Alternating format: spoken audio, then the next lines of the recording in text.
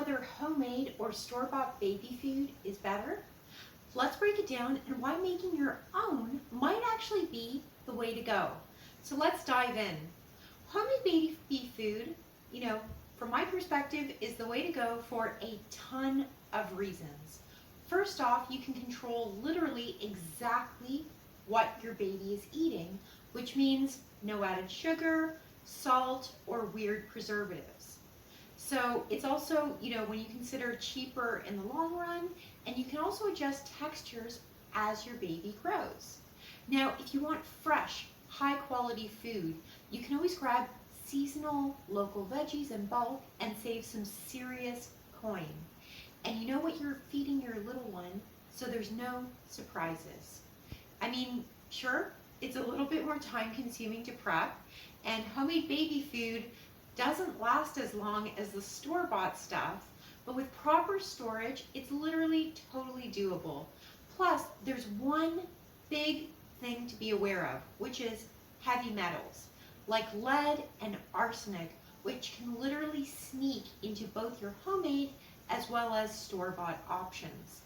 Now, with store-bought, obviously you don't really have control over anything that goes into the container. And, the positives though are that it is convenient, like no doubt. But, some options, even big brands like Gerber and Beechnut, can actually contain heavy metals like arsenic, lead, and literally mercury. Yikes. Those metals can literally cause developmental delays, cognitive issues, and even behavioral problems. So, both homemade as well as store-bought foods can have heavy metals, and obviously that's a pretty big deal. They can impact your baby's brain and behavior, and bottom line, what do you do about it?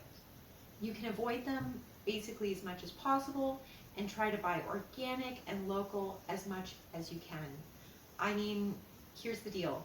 Making your own baby food, is simple, healthier, and ultimately cheaper.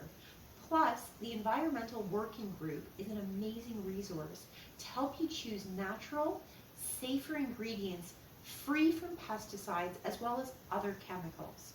So you want to just check out their website for tips and recommendations, which I've included below.